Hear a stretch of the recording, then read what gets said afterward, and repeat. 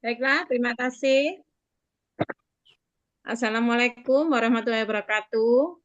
Waalaikumsalam warahmatullahi Waalaikumsalam warahmatullahi wabarakatuh. wabarakatuh. Saya mewakili dari Ketua Kombel, Bapak Amrul Abidin, karena saat ini beliaunya sedang rukol untuk CGP Angkatan 11 ya. Dan untuk hari ini juga saya juga mewakili tim IP untuk membersamai semua belajar bareng dengan Bunda Din dan juga semuanya dari di sini ada dari TK sampai SMP juga ada ya. Di sini saya lihat SMP ada daftar. tadi, Bu. Iya, Bunda Suci ya. Semuanya Ada hadir. SMP Terima tadi. kasih banyak atas kehadirannya di sore hari ini. Dan semoga kita semua selalu dalam lindungan Allah Subhanahu wa taala dan untuk acara hari ini dimohon untuk semuanya aktif sampai terakhir ya karena nanti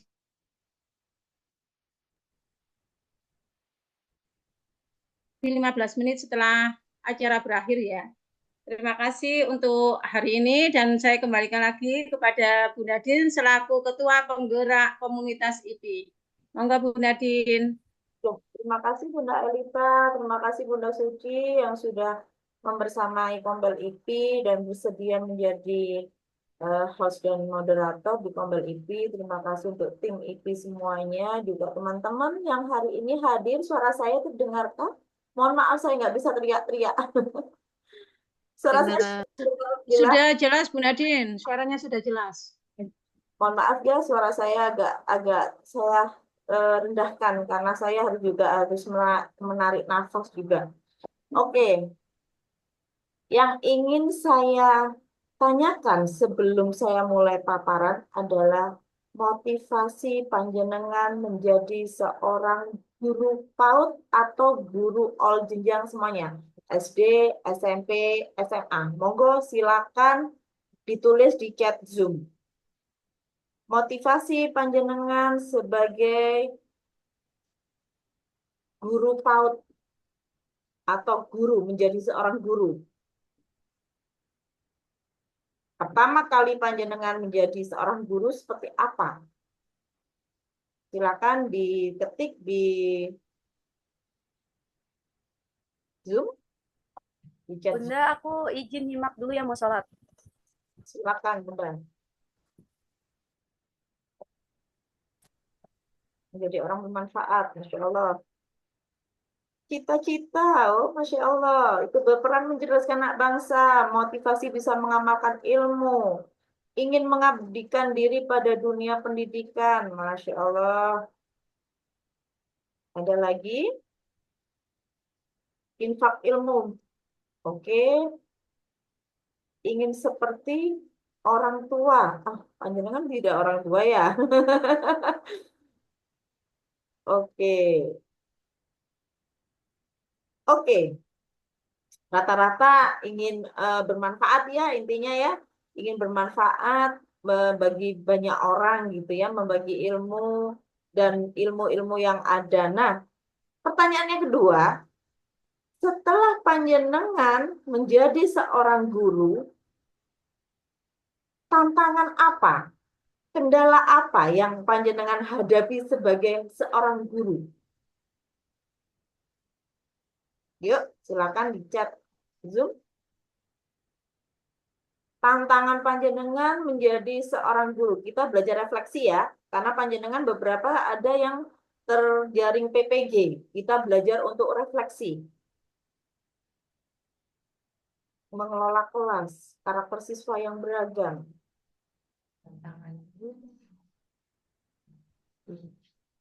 Tantangannya, oke. Oke, menghadapi anak yang sulit, Bunda berkomunikasi dengan orang yang betul. Oke, tak adalah emosi, kendalanya banyak sekali ya. Oke, tantangannya administrasi. Wah, ini dia. Oke, menghadapi anak yang aktif. Oke sekali. Oke, semua panjenengan itu adalah sebuah eh, tantangan yang semua orang menghadapi, semua guru menghadapi. Tantangan terbesar kita sebenarnya bukan dari anak-anak, sebenarnya, tetapi dari diri sendiri. Tantangan terbesar kita bagaimana kita bisa belajar untuk melihat situasi di kelas, bagaimana melihat pembelajaran anak-anak ini bermakna atau tidak, bagaimana tantangan itu bisa teratasi dengan sendirinya, dengan kita belajar terus dari mereka. Gitu ya. Itu yang terjadi pada Maria Montessori di saat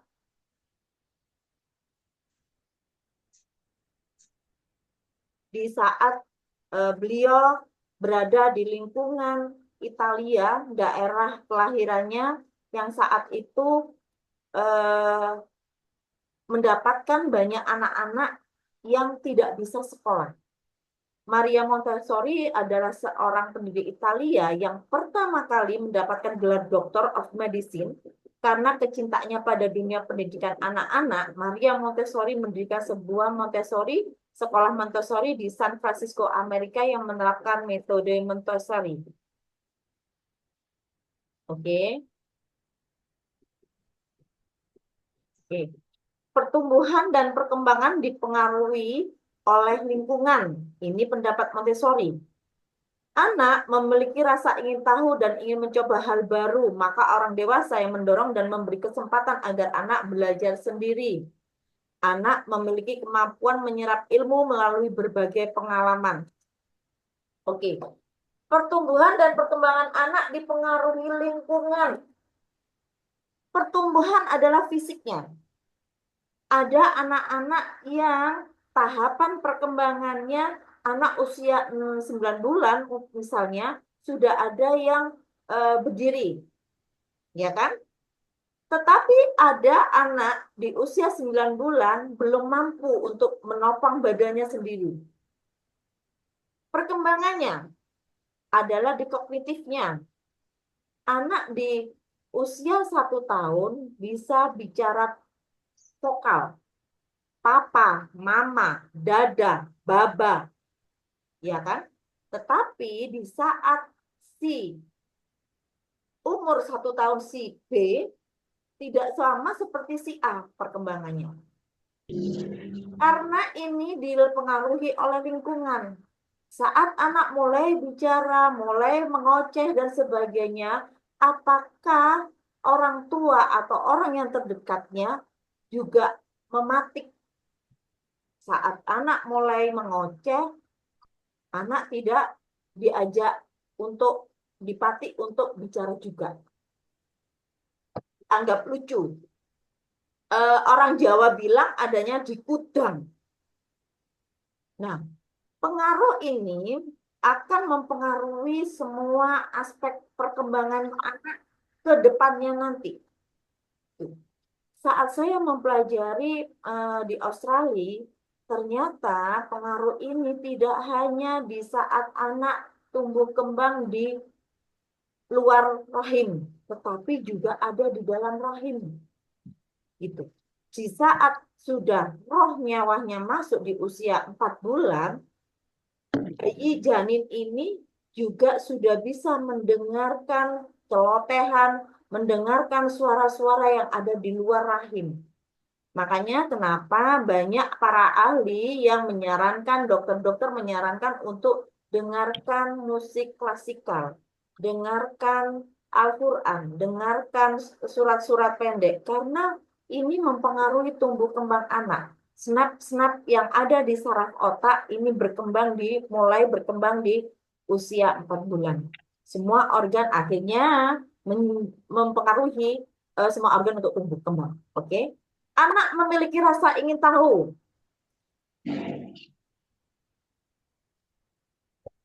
Anak memiliki rasa ingin tahu dan ingin mencoba hal baru. Maka orang dewasa yang mendorong dan memberi kesempatan agar anak belajar sendiri. Saat anak ingin bermain lumpur misalnya. Dia aneh nih. Kenapa ya lumpur ini seperti ini? Tetapi terkadang anak-anak dilarang. Jangan main lumpur kotor. Pernah nggak seperti itu? Jangan bermain ini nanti jatuh. Jangan, dan jangan. Saat orang tua melarang harus berikan alasan. Anak-anak boleh memanjat, boleh silakan. Tetapi dalam pengawasan orang tua, itu gunanya kita sebagai orang tua. Hati-hati ya kalau memanjat, nanti kalau tidak hati-hati nanti anak-anak jatuh. Berikan alasan kenapa kita melarang. Agar anak-anak tidak mencari tahu, misalnya menggunakan gunting. Penggunaan gunting pada anak-anak diperbolehkan, tetapi kasih warning bahwa itu adalah benda bahaya yang harus dijauhi tanpa ada pendampingan orang dewasa. Ya. Jadi guna, manfaat dan bahayanya pada benda-benda berbahaya, kenalkan agar anak tidak mencari tahu sendiri. Karena itu tadi, rasa ingin tahu dan mencoba hal baru itu terlalu tinggi anak itu, menurut pandangan Montessori. Anak memiliki kemampuan menyerap ilmu melalui berbagai pengalaman dengan cara pengalaman sendiri.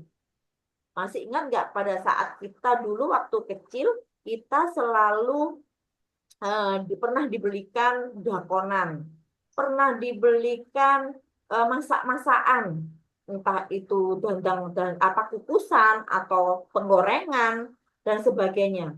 Tetapi orang tua kita hanya memberikan alat saja. Bahannya apa? Kita mencari sekeliling, eksplor di sekitar rumah kita. Entah itu daun, entah itu, kalau dulu saya pernah itu mainan yang dekat sungai itu ada yang namanya ceri-cerian kecil-kecil. Jadi kalau ke tangan kena tangan pecah itu jadi merah ke tangan. Itu biasanya saya buat untuk apa namanya tomat-tomatan gitu. Seperti itu. Ada juga daun ribang. Kalau kita hancurkan kasih air itu seperti minyak goreng, minyak tanah. Kita sudah bisa jual-jualan. Dari pengalaman itu sampai kita dewasa seperti ini, kita masih ingat, oh iya, aku dulu waktu masih kecil jadi jual-jualan. Akhirnya jadi cerita ke anak-anak dan cucu kita. Oke? Anak menyerap pengetahuan yang dipelajari dari lingkungan. Mohon maaf, sekarang banyak tontonan YouTube yang tidak baik untuk anak-anak. Menyerap pengetahuan yang belajar dari lingkungannya. Untuk agar diam, anak-anak biar diam, orang tua dengan mudahnya memberikan gadget tanpa ada screen time. Tidak ada pengawasan sama sekali. Yang penting anakku diam. Itu. Padahal penggunaan gadget itu, gawai itu hanya satu arah. Saat anak-anak mulai bermasalah, suka tantrum, terus terdiagnosis autis, ADHD, hiperaktif, dan sebagainya, barulah orang tua menyadari kesalahannya. Ya, kata-kata anjir, anjing, dan sebagainya itu adalah kata-kata kotor yang dianggap lumrah, dianggap umum bagi banyak anak sekarang. Jadi awas ya, hati-hati ya. Kalau ada anak-anak yang berkata seperti itu sudah perkataan kotor sebenarnya. Gitu. Jangan dianggap lucu. Gitu. Oke? Anak belajar dari sensorisnya. Sensoris, panca inderanya, dari matanya, dari pendengarannya, dari pengecapnya, dari perabanya, semuanya harus dikembangkan panca inderanya. Anak memiliki periode sensitif untuk belajar. Ada anak-anak yang tidak bisa menangkap hal baru dengan cepat. Ada anak yang bisa menangkap hal baru dengan lambat. Itu harus kita ketahui pada periode sensitif itu seperti apa, gitu ya. Semakin banyak kesempatan anak mengirimkan rangsangan sensoris ke otak, maka semakin berkembang kecerdasannya. Ingat, pada anak minimal memiliki 3 kecerdasan majemuk atau 3 kecerdasan jamak. Minimal anak itu memiliki 3 itu. Oke? Jadi saat anak-anak tidak mampu mengembangkan, tidak mampu merespon, itu jangan menyalahkan si anak, tetapi bagaimana kita menstimulasi si anak gitu. Oke. Anak paling baik belajar dalam situasi kebebasan yang disertai disiplin diri. Apa yang dikatakan Pak Krisno tadi adalah sesuai dengan Ki Hajar Dewantara, bahwa anak kembali ke kodratnya. Benar, kita diberikan kebebasan pada anak, silakan anak-anak belajar, tetapi harus ada tanggung jawab. Kalau si anak sudah memilih A, berarti konsekuensi komitmen seperti apa harus ada dipegang sama dia. Tanggung jawabnya seperti apa. Jika dia dipegangi gunting umpamanya, hari ini kita bermain gunting, menggunting pola lurus. Biarkan anak-anak menggunting, entah kita nanti perintahnya pola lurus, tetapi ternyata anak-anak ada yang melengkung, ada yang melingkar, dan sebagainya. Silakan, tidak ada masalah. Tetapi disiplin dirinya adalah, tanggung jawabnya adalah penggunaan barang bahaya harus diingatkan di awal. Hati-hati saat penggunaan. Gunting hanya untuk digunakan ke kertas, ke tali. Umpamanya seperti itu, tidak ke rambut. Biasanya ada anak-anak yang jahil ya. Memang notabene tipikal anak-anak jahil itu ingin mengeksplor segala macam. Kira-kira kalau ini nanti apa namanya digunting ke rambut bagaimana ya gitu. Ada anak-anak seperti itu, ingin tahunya lebih tinggi. Kasih warning di depan bahwa ini barang bahaya. Tidak boleh diguntingkan ke kulit. Tidak boleh diguntingkan ke menggunting untuk menggunting rambut. Ada sendiri tukang rambut itu. Sesekali ajak anak untuk berkunjung ke pangkas rambut. Jangan hanya di pasar aja yang diajak, jangan hanya ke toko, ke mall, dan sebagainya. Sesekali ajak anak-anak untuk melihat profesi yang lain yang dianggap orang itu penting. Bagaimana jika rambut kita gondrong, tidak ada pangkas rambut, bagaimana? Gitu. Jadi anak-anak bisa bernalar kritis dari situ. Orang dewasa tidak boleh memaksakan anak untuk belajar sesuatu dan tidak boleh mengganggu apa yang dipelajarinya. Kita membuat RPP. RPP membuat kegiatan main. Ayo ya, nanti kita akan bermain 3 kegiatan main ya. Kegiatan pertama adalah nanti anak-anak menyusun kata menjadi sebuah kalimat atau menyusun huruf menjadi sebuah kata. Yang kedua, kita nanti akan melaksanakan lari estafet dengan bilangan sesuai dengan benda.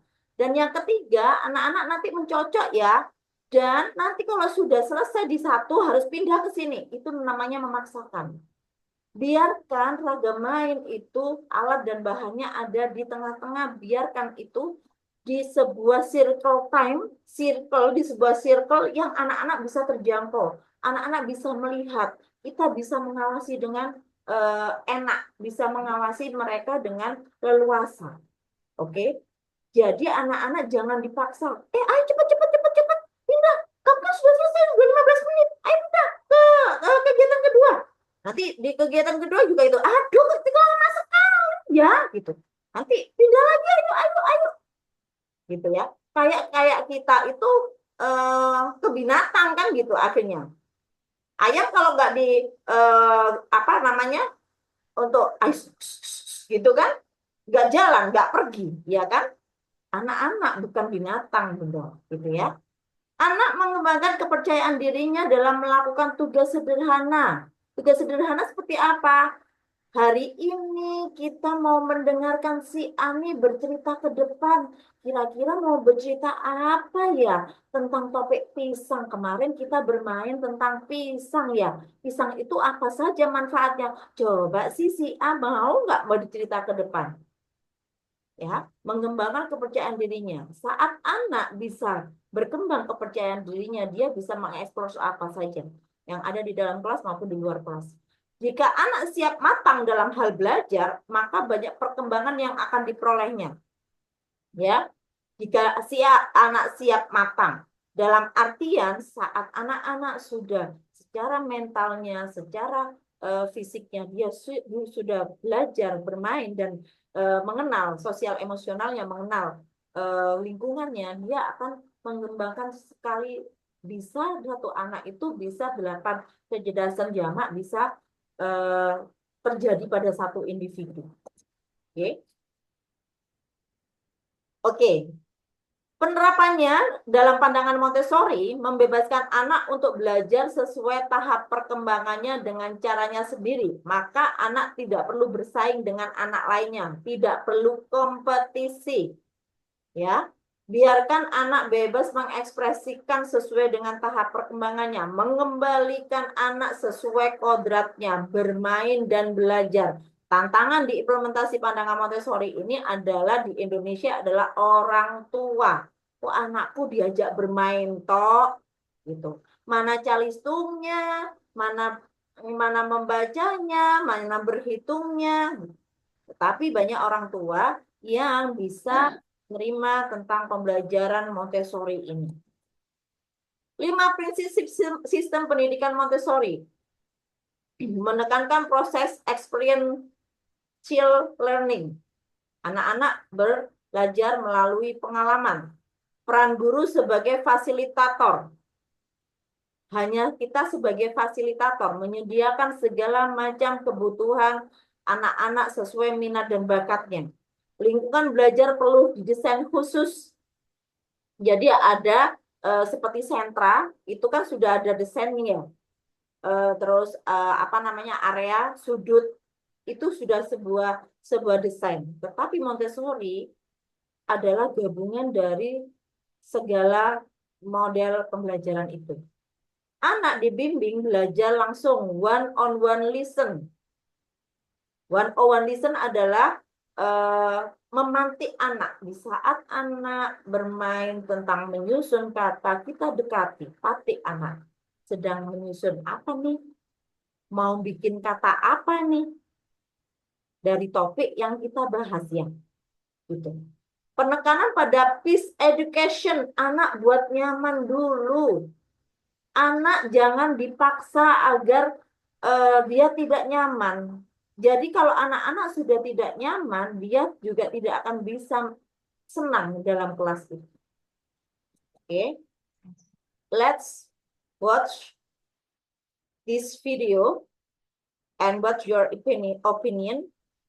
Saya ingin panjenengan melihat video ini, lalu panjenengan pendapat panjenengan tentang hal ini. Iya, nggak ada suaranya. Welita, aku hadir nih aku. Tapi sempat mental. Nadine nggak ada suaranya ya? Ya, memang nggak ada suaranya. Oke, gambar bentuk video gambar aja ya. Video aja. Oke, saya ulangi ya.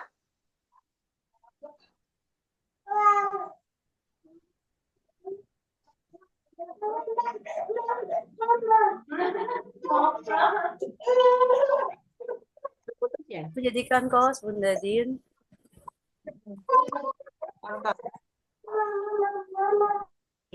TI.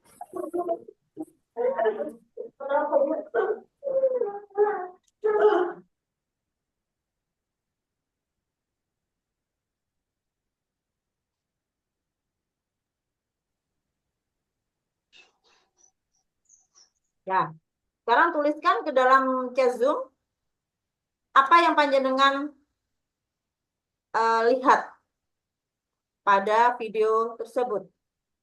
Mengekspresikan apa yang pernah anak lihat di rumah atau yang dia terima. Anak berkreasi sesuai imajinasi lewat praktek langsung. Oke, anak sedang bermain. Oke, anak bebas berimajinasi. Siap. Ada lagi?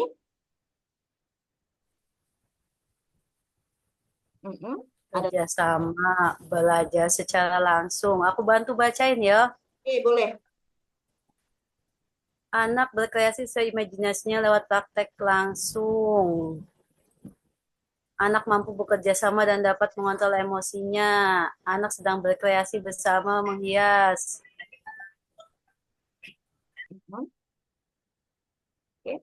Oke. Anak-anak dikenalkan dengan benda tajam nggak di video ini? Ya. Bagaimana dengan anak yang berebutan? Apa yang dikembangkan? Dia memotong seperti itu, apa yang dilakukannya? Sabar menunggu giliran. Mengembangkan kognitifnya. Saat dia bertukar alat, ini sering kita lakukan, betul? Betul. Sering kita tidak menyadari bahwa, oke, ini bisa biasanya protes, kok anakku hanya diajak berhitungnya. Padahal dari sini itu sudah bisa mengembangkan. Saat dia tuh pasti akan bisa mengungkapkan bahasanya. Betul? Oke. Ini adalah piramid posisi si usia janin, bayi sampai janin ada di usia prenatal di paling bawah. Saat anak usia sudah di luar usia 0 bayi, 0 bulan, sampai dia usia 3 tahun ada di sensorinya. Di sensorinya. Oke. Ada di motornya. Mulai usia 3 tahun dan 4 tahun ada di motornya. Oke. Postur tubuh yang kurang baik, ketidakmampuan anak dalam memfilter suara yang masuk ke dalam pikirannya, tidak konsentrasinya anak ketika belajar, itu semua bisa jadi sebuah kode dari anak, kode bahwa ada sistem sensori yang belum terintegrasi dengan baik. Di sininya, di paling bawah.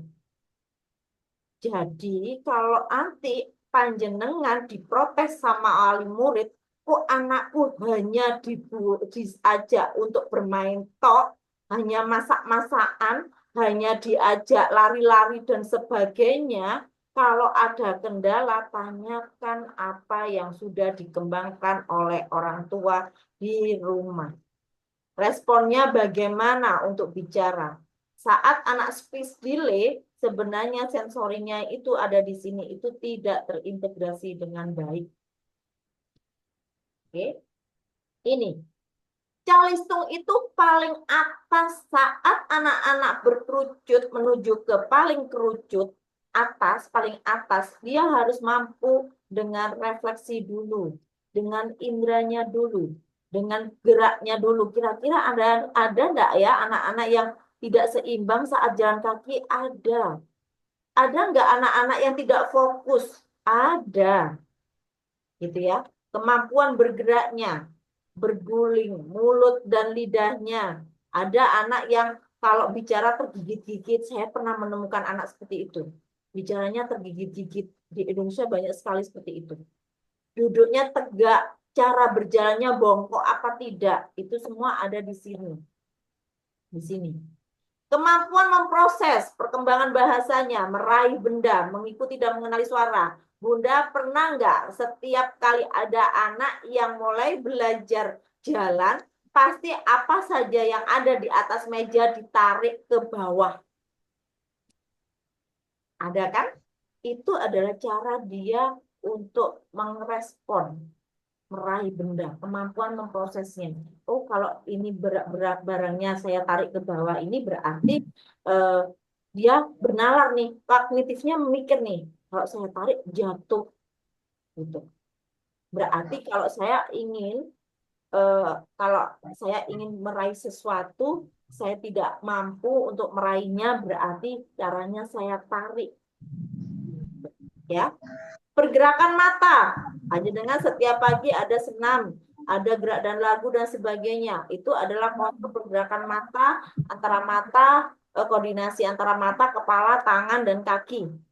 Kemampuan memilah informasi.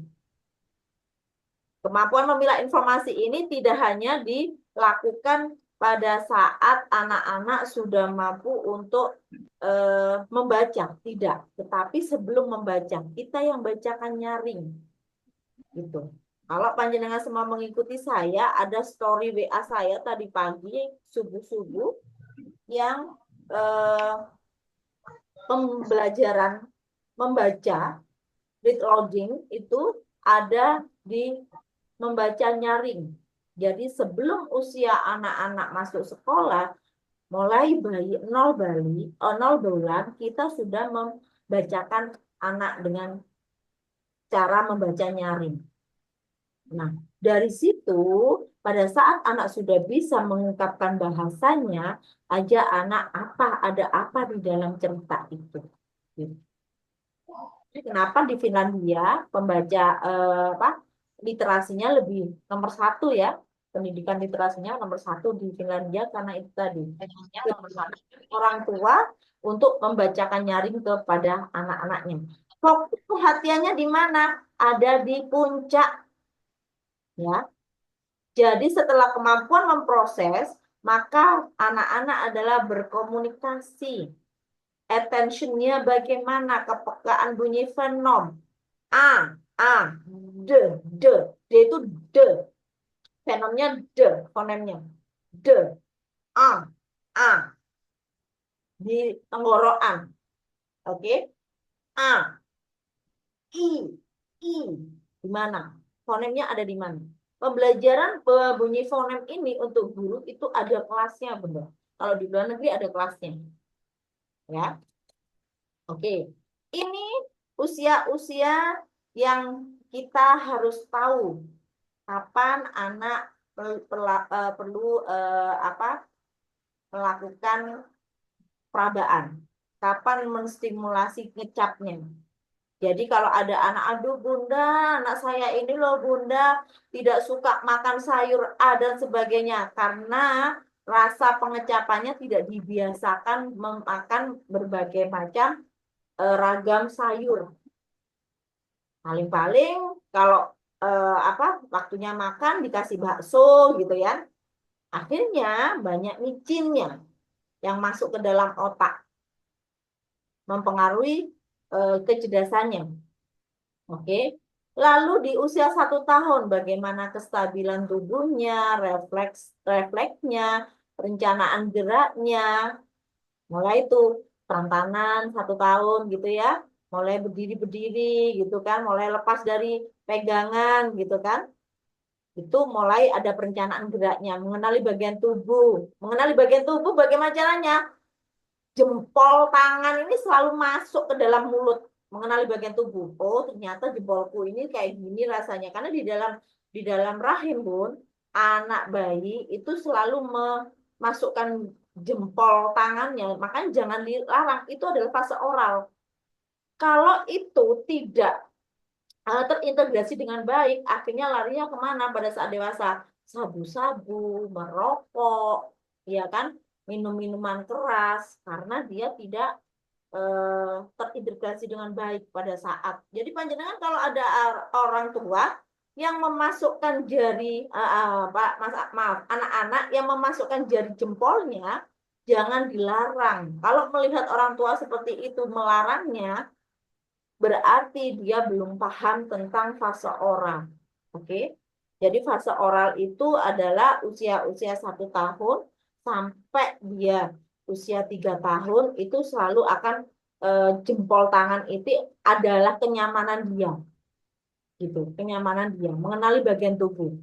Ada benda-benda mainan yang tergeletak dimakan sama anak. Gitu. Makanya mainan-mainan anak-anak di usia 1 sampai 2 tahun itu harus selalu bersih dari debu dan sebagainya. Karena itu anak-anak mengenalinya lewat memasukkan ke dalam mulut. Oke? Yang usia 3 tahun, koordinasi mata dan tangan. Caranya bagaimana? Ajak menari, ya, ajak senam, ajak bermain musik dan sebagainya. Kontrol otot matanya bagaimana? Melihat sesuatu, entah itu ke kebun binatang, entah itu gambar, gitu. Adaptasi postur.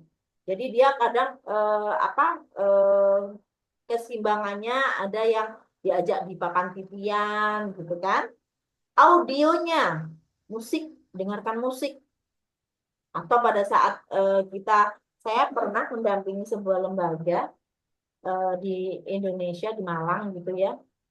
Saat anak-anak ada kegiatan pengaman, gurunya hanya, ayo yang sudah selesai kita di pojok praliterasi yuk. Oke, akhirnya di praliterasi. Di sana guyon aja enggak. Begitu saya ambil buku, saya membaca nyaring, akhirnya mereka bergerombol ke saya.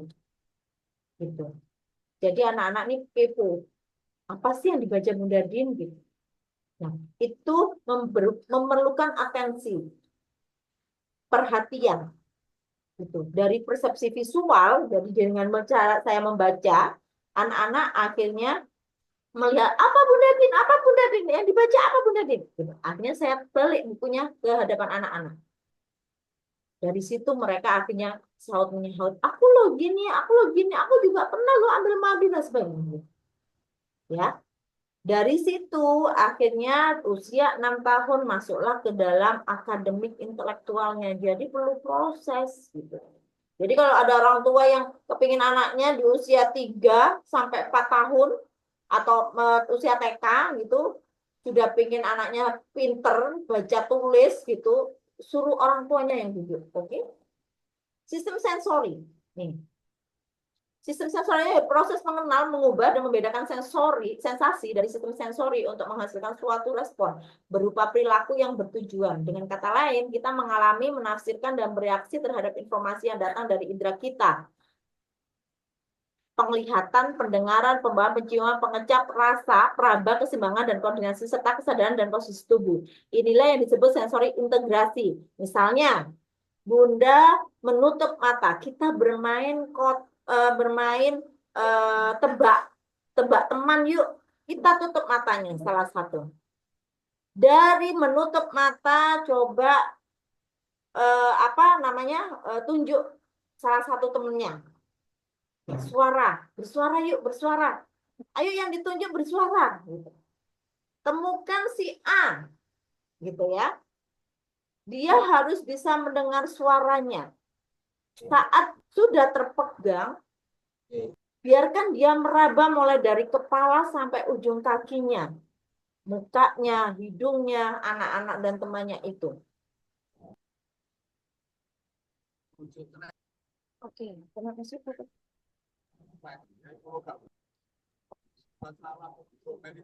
Sebentar ya.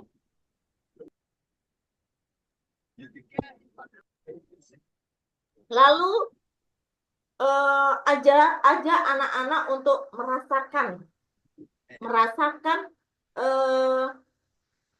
gula, pahit, manis, pahit, asam. Terus sekarang itu anak-anak itu jarang suka jamu ya. Biasakan anak-anak untuk merasakan rasa pahit pada jamu. Bau, bau amis. Oh ini bau wangi. Oh ini baunya bau jahe. Gitu.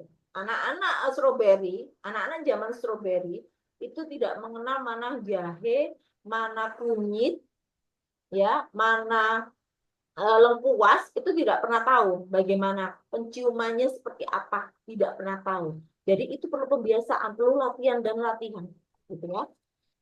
Oke, ini sistem sensori kita dibagi menjadi dua, yaitu indera eksternal dan indera internal. Indera eksternal bergantung pada informasi yang diperoleh dari luar tubuh, yaitu visual, kemampuan melihat dan mendeteksi objek, auditori, kemampuan mendengar getaran atau suara yang masuk, olfaktori, kemampuan mencium aroma dan bisa membedakan mana yang berbahaya, gustatori, kemampuan mendeteksi dan mempersepsikan rasa di lidah, taktil, kemampuan merasakan sentuhan, tekanan, tekstur, suhu, getaran, dan sakit.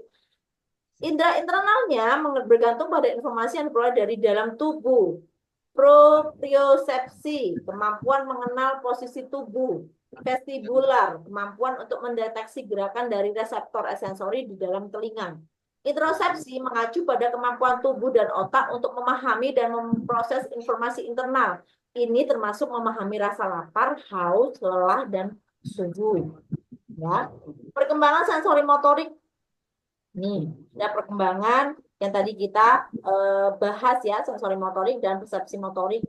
Ada di usia 4 sampai 6 tahun itu puncaknya nanti adalah di umur yang paling ujung. Oke. Kognitif intelektualnya ada di paling ujung. Jadi anak-anak itu di 3 sebenarnya.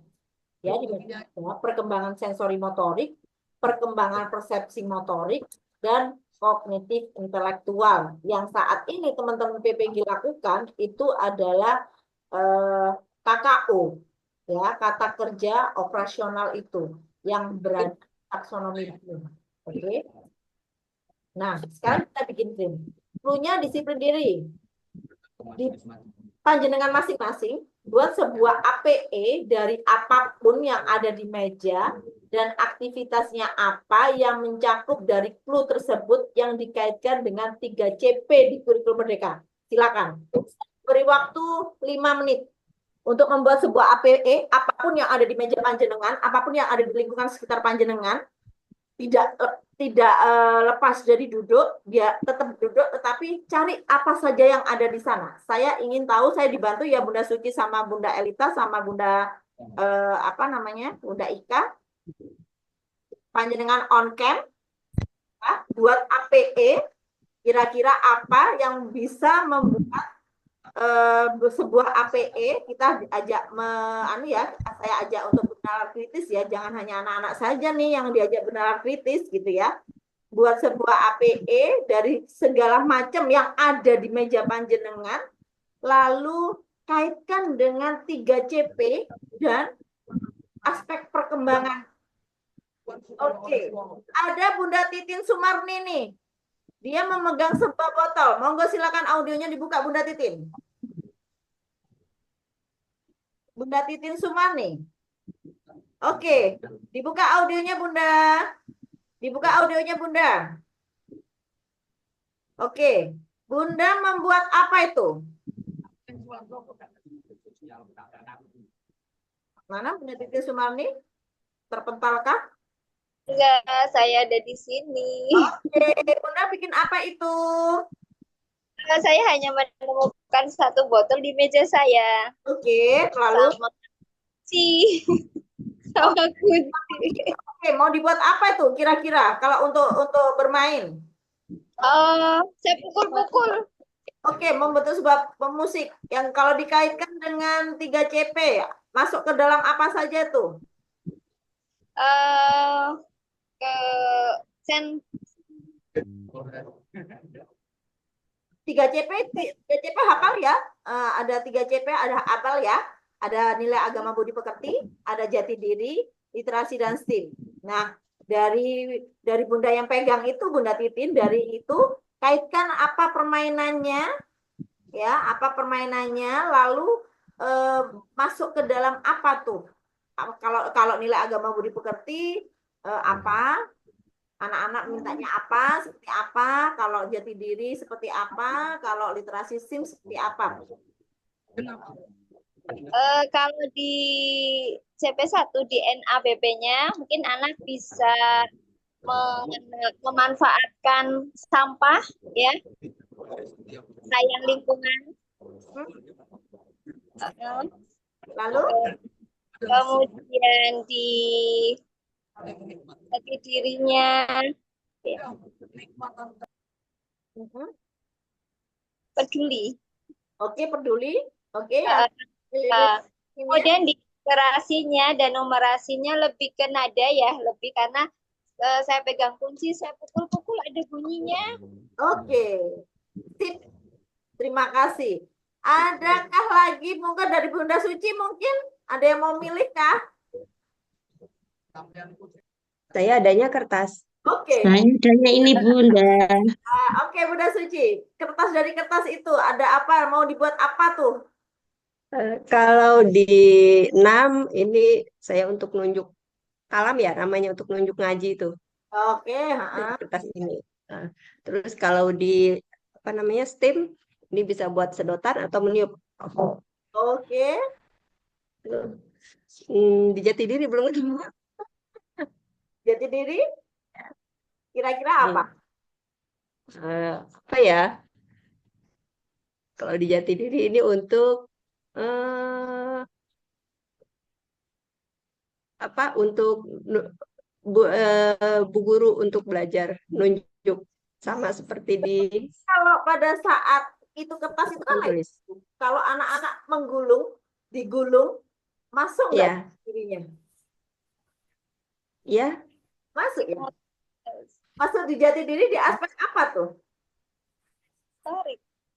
di motorik, menggulung, Motorik halus. motorik halus. Jahat, untuk emosional tapi juga itulah. Kesabaran. Kesabaran, betul. Melatih kesabaran juga. Sabaran.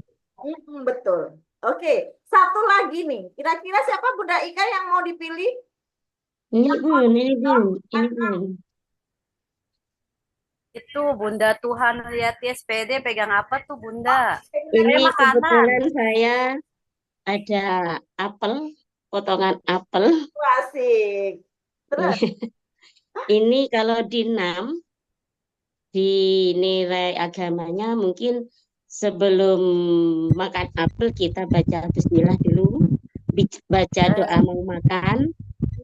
Kalau di jati diri, ini bisa berbagi dengan teman. boleh? Potongan apelnya tinggal 2. Terus kalau di literasi, apa yang terakhir? Literasi. Ya, ini bisa Ya, betul, menghitung. literasi. Menghitung. Oh, berhitung. Tinggal 2 baca makan. Jadi nggak masuk, Bun. Ternyata Menghitung. dari Anak menghitung. betul. Ternyata dari apa yang ada di meja panjenengan juga mampu kan? Bagaimana jika itu diterapkan ke anak-anak? Bagaimana senangnya? Gitu ya. Panjenengan bikin game yang sekiranya tidak diduga dengan anak-anak.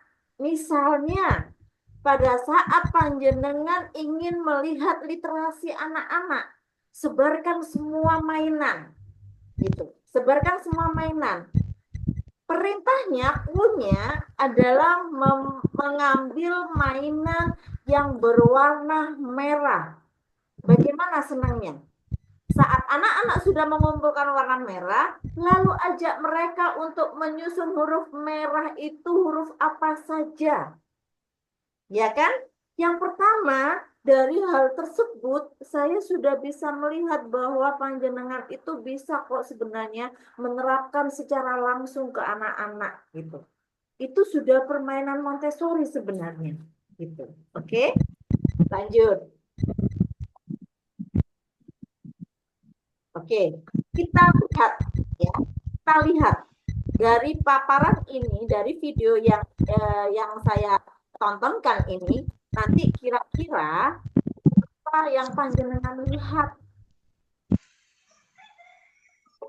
There's so much here that you can just take and copy. There are some elements I noticed that I Ya, some bukan kind di of kelas saya, writing, bukan drawing, kelas. see tape or glue and scissors. Pretty much everything that I do because it's so is change it up every single time. Anything here you can take to your classroom and use tomorrow. I think that by all means use some of these ideas. Oke. Bentar.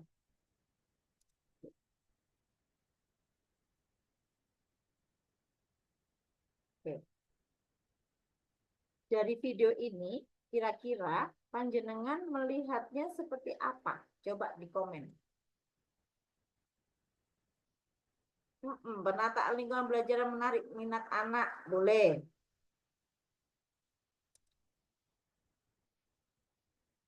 Saya dibantu Bunda Suci atau Bunda Ika? Ya Bun. There's so much here that you can just Internet. take and copy straight away. Oke, lingkungan belajar alat peraga yang menyenangkan, menyediakan permainan yang dekat dengan anak, anak menyiapkan sendiri kebutuhannya, tidak perlu terima jadi dari guru. Oke, bermain dengan mengembangkan semua aspek. Oke, di 3CP kira-kira apa nih? Kalau dikaitkan dengan 3CP di kurikulum Merdeka, apa nih kira-kira permainannya?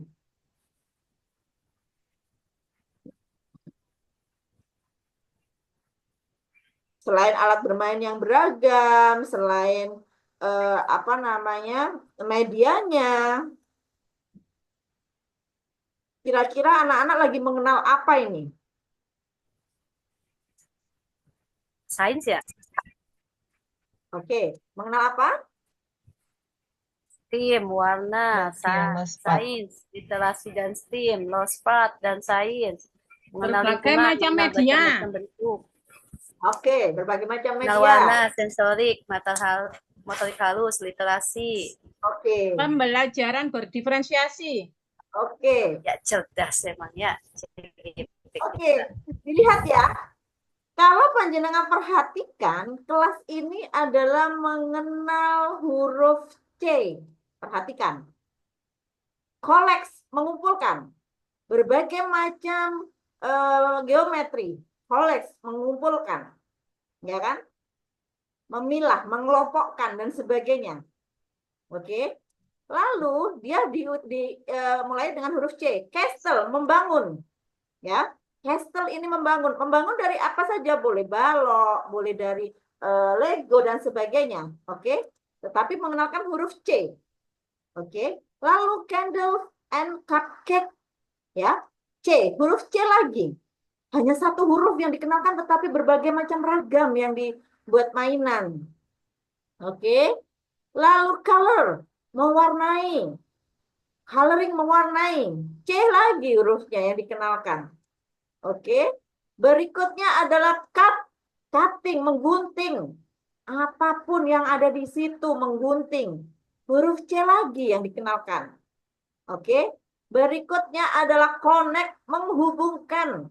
Menghubungkan geometri, menghubungkan benda-benda yang ada, entah itu warna, entah itu bentuknya, dan sebagainya. Connect, menghubungkan. Huruf C lagi yang dikenalkan. Oke. Color, warna. Huruf C lagi yang dikenalkan. Oke.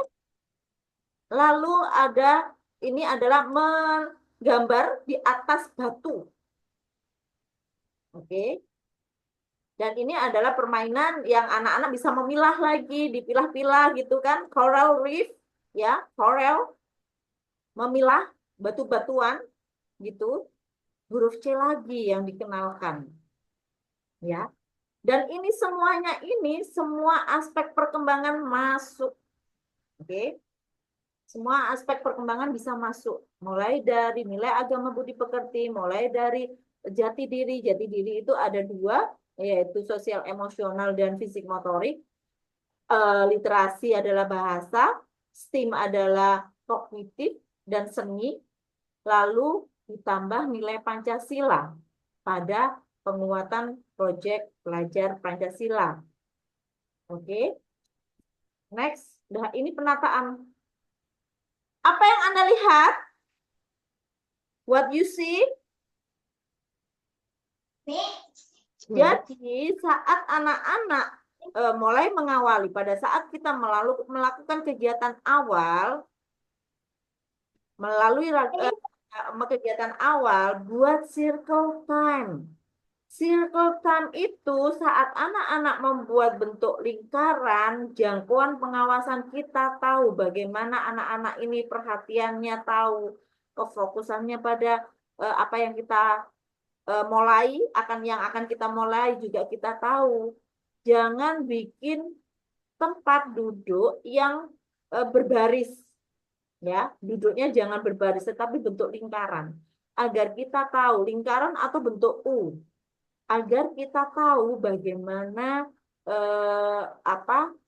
pengawasan kita, bagaimana anak-anak paham atau tidak dengan apa yang kita berikan, gitu ya. Oke. Nah, ini penataan pengelolaan kelas sesuai dengan Montessori. Jadi semua tempat dikasih nama, semua tempat entah itu mainan, entah itu loker. Lokernya anak-anak pun diberi nama loker gitu. Jadi anak-anak setiap kali melihat segala macam yang ada di kelas itu berlabel nama, mereka dengan sendirinya akan membaca, akan dengan sendirinya akan literasi juga. Seperti itu ya. Dan penataan Izin ini Bu Nadine, bawah boleh waktunya. atas, boleh di kursi, boleh sesuai dengan kebutuhan.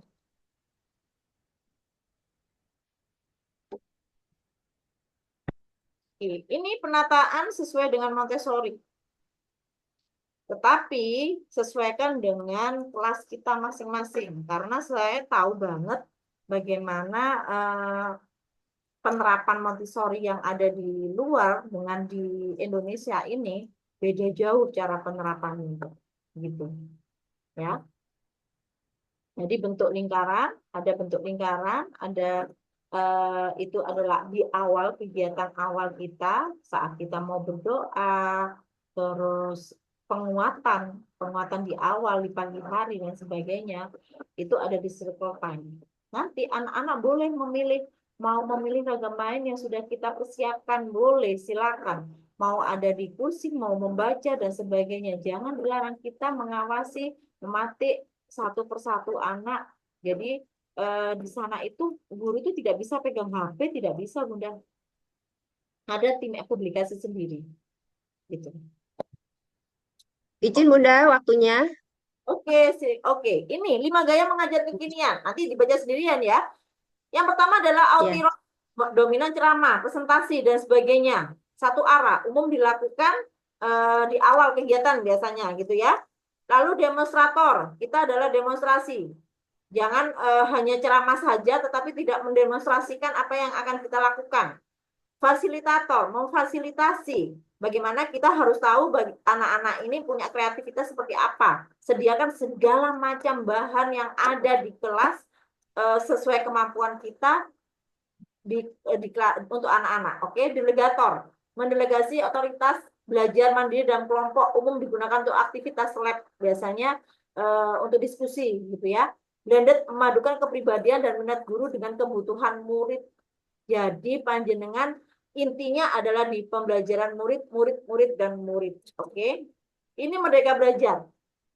Desain pembelajarannya, strategi mengajarnya, manajemen kelasnya, pendisiplinannya seperti apa. Itu ada kekuatannya, ada tantangan dan solusinya. Ini persamaan dan perbedaan kurikulum Merdeka, IB, Cambridge, yaitu ada di orientasinya di murid. Ya, murid. Desain pembelajarannya dibebaskan dan intinya adalah di murid. Ya, di sini ya. Di student orientation, ya, penekanan pada murid. Oke, di 3 ini. Oke, bagaimana akan Anda menjadi seorang guru efektif? Apakah memiliki manajemen kelas dan desain kurikulum seperti ini akan menjadi sebuah kelas efektif itu jika ada strategi mengajarnya, manajemennya kelas ada, desain kurikulumnya ada. Kalau yang boring adalah manajemen kelas ada, desain kurikulum ada, strateginya nggak ada sama sekali. Ngangok terus. Muridnya ngantuk akhirnya. Ada strategi mengajar tetapi tidak ada manajemennya, ada desain kurikulumnya. Ada strategi mengajar, ada manajemen kelasnya, desainnya tidak ada. Nggak ada tujuannya.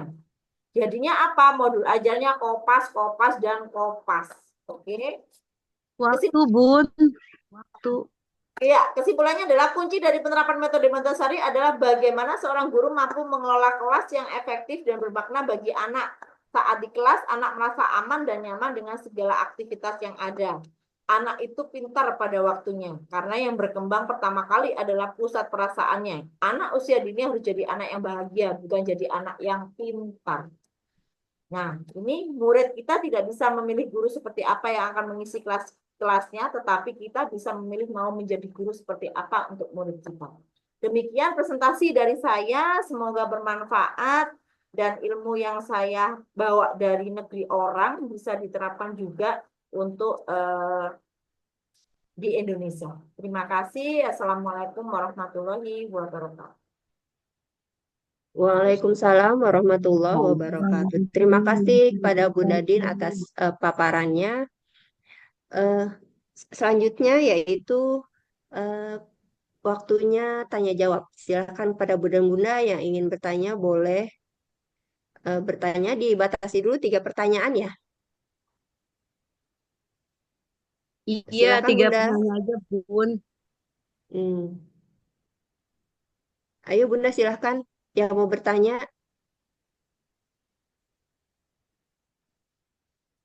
Boleh di kolom chat, boleh langsung raise hand.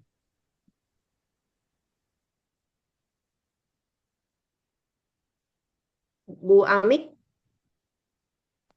Oke, terima kasih. Untuk penataan lingkungan main yang seperti tadi di video itu kan ada banyak ragam main. Nah, itu misalnya ada anak yang satu belum selesai, pindah ke main yang lain, pindah ke main yang lain, jadi hanya nyoba-nyoba-nyoba terus, tapi tidak tuntas. Kalau seperti itu, sebaiknya diarahkan menyelesaikan satu atau biarkan dia explore seperti itu. Mohon arahan. Silakan. Bu Nadia langsung dijawab atau dikumpulkan dulu? Langsung, Kumpulkan aja langsung 3 jawab, pertanyaan. aku nanti lupa. Dikumpulkan. Langsung jawab aja, aku nanti lupa. Oh iya, langsung jawab aja. Silakan Bunda. Oke, Bunda Ami, jika ada anak yang belum tahu apa minat dia, biarkan dia mencoba hal-hal seperti itu. Nanti dari hal-hal yang dia eksplor itu, dia pasti keesokannya dia akan tahu. Karena merefleksikan diri itu, kita aja sebagai orang dewasa masih bingung dengan refleksi, bagaimana merefleksikan diri kita ini maunya kemana ya gitu, tujuan kita mau kemana ya gitu. Kita pun juga bingung sebagai orang dewasa, apalagi anak-anak. Dan patik terus Bunda, patik terus anak-anak agar anak-anak tahu apa minat dia, apa kebutuhan dia, patik terus dia. Gitu ya caranya Bunda Ami ya. Biarkan dia mengeksplor dulu, tetapi sambil diobservasi anak ini paling lama ini duduk di mana nih gitu. Paling lama main anak apa ini gitu. Pasti akan terlihat. Gitu. Gitu ya Bunda Ami. Siap. Ya, terima kasih Bunda. Selanjutnya Bunda Marwah, silakan. Assalamualaikum Bunda. Ya, Bun mau tanya, Waalaikumsalam. ada sedikit agak kebingungan ya. Kan maksudnya dari penataan kelas ya. Di ruangan saya itu kan kelas itu kan paginya dipakai TK, terus sorenya itu dipakai untuk pengajian anak TPA ya atau TPQ Quran itu.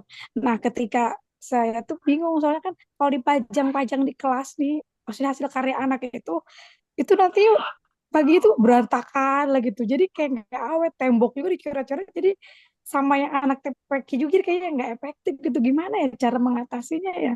Sementara lokalnya hanya itu saja masalahnya, Bun. Jadi saya bingung gitu untuk menata kelas yang pengen benar-benar efektif gitu. Gimana ya, Bun ya? Solusinya maksudnya. Terima kasih. Oke. Itulah Bun, permasalahan yang ada di Indonesia. Karena satu yayasan biasanya berbagai macam jenjang gitu ya. Dan sebaiknya